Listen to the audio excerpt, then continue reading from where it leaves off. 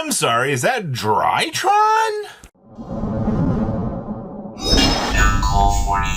Make sure you guys smash the link crap out of that subscribe button so you guys don't miss out on more content.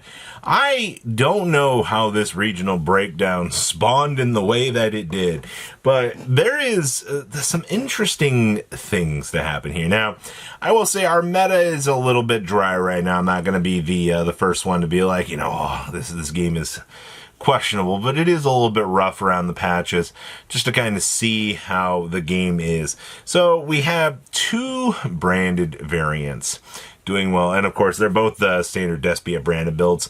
It's interesting just to see that this build has been performing a little bit better than the counterpart Draco Tail.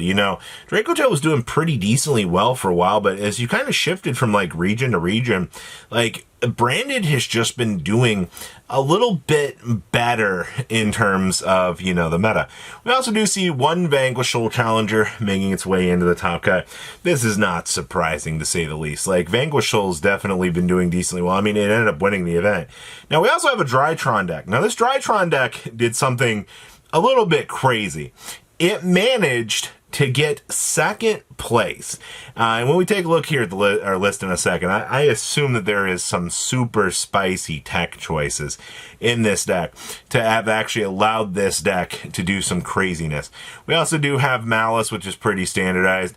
We do have branded Draco Tail. We also have Yummy with the Elf Note Good Stuff Sulfa Chord. Okay, yep.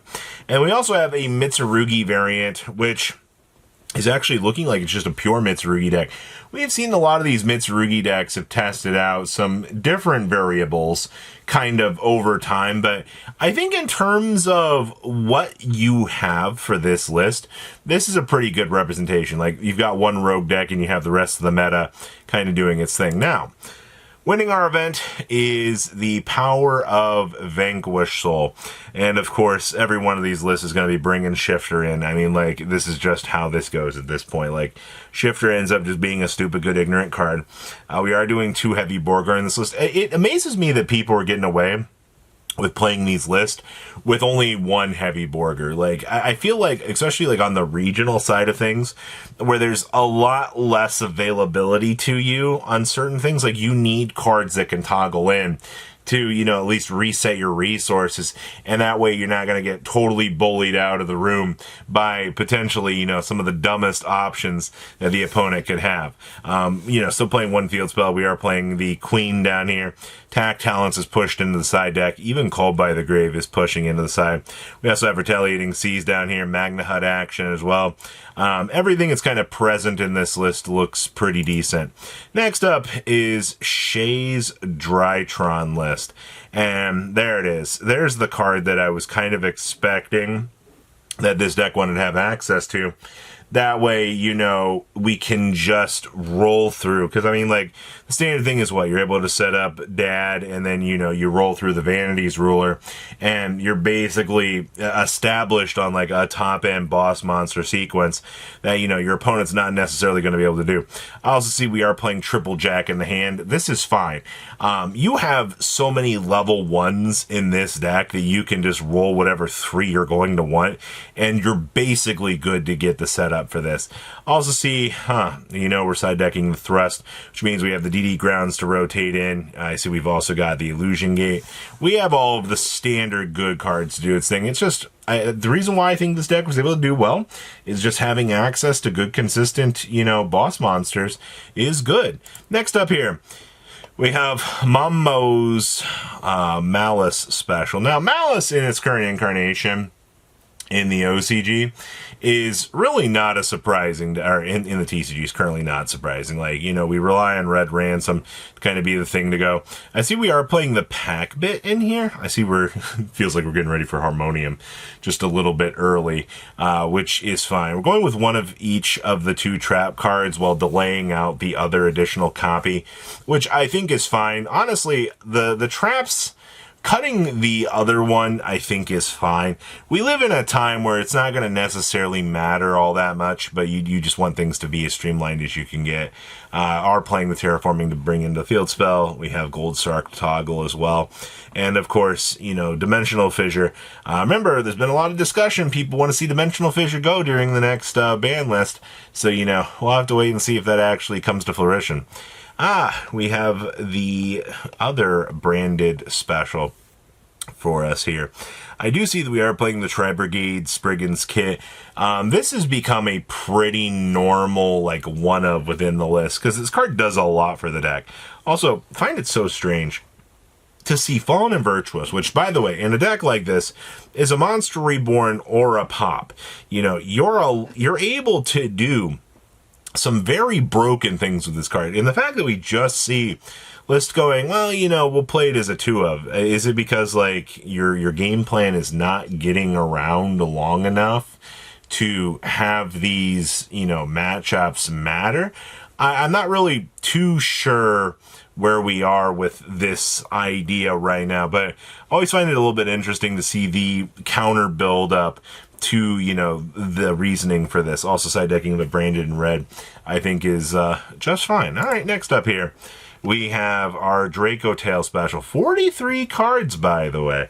You can thank the additional trap card down here, I think, for being the additional reason for, you know, the modifications of the numbers.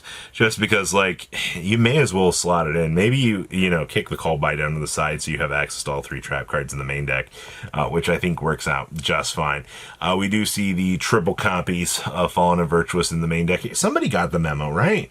You're allowed to play higher numbers of cards within decks just to be able to make sure that you can have access to them, to be able to, you know, go through them and do the thing. Like, it works out just fine for you. In terms of where the rest of this list is going, this is very standard. I want to say, like, Draco Tail has some sort of explanation for its choices, but, like, it really doesn't at the moment. Next up, we have Yummy with the Sulfa Cord package. You know, having one Coolie in the deck is funny. We are going with your triple Pyre map, right? Pyre's job is to make sure that we can filter through the resources, get to the play lines that we want, and you're immediately off to the races. Like, as long as you're able to see this, you're good to go. Also, we've cut down to the 1 field spell. To be fair, you're playing more of a combo hybrid here that wants to go Trishula, make Enter Blafnir, you know, rip through the opponent's hand. I'm not going to sit here and justify that this is, you know, the fair version of that, because it doesn't necessarily feel like it is, but this is just kind of the power that, you know, you get with a build like this. You draw some cards, generate the hand ripping, put your opponent into a situation that they're not necessarily going to be happy about, and then your job is just to scoop out the free win and then wash your hands with it and go, hey, congratulations, you know, we got the W and did exactly what we needed to do. Next up here, we have our other branded list. Okay, so this build got the memo. You know, you do want to play the triple Fallen and Virtuous in the deck, because the Monster Reborn, I'm telling you, the more I've played against this deck, I think the more that the Monster Reborn just kind of comes up as a very, very, very broken tool for the deck to kind of have access to. I also see we are getting access to Omega and the Incred. You know, it's crazy to me that, like, you can just pivot into Omega as, like, an option. It's like, oh, hey, maybe, you know, I don't want to, maybe I've opened up very, very good. You know, maybe we can just pivot in the Omega, get the hand rip, and kind of set up the initial rest of the turn in another way. Like, you have all of those different ideas to work with. Like, that's freaking hilarious to me. But yeah, this list looks pretty standard. I mean, side deck, good stuff all the way around for what you want to see. Main deck construction looks perfectly fine. And then our last list here is our pure Mitserugi list. Shout out to the one Manju here. I always love looking at these lists, man. Like, you've slimmed down on a lot of the ritual stuff, but, like, that's fine. Like, Manju's just a free normal summon for you. Like, if you don't see one of the other guys along the way here for you to do your thing. You're playing 2 extra in the deck. I mean, this looks like they took the modern deck out of the box, made, like, a couple changes to it, obviously, but, like, it straight looks like the modern deck in terms of, like, the extra deck and things like that. But kind of nice, to say the least. So what do you guys think about everything kind of unfolding in the meta here? Please, comment down below too much, you guys think. I'll see your beautiful faces back here today, guys. Patrons, thank you.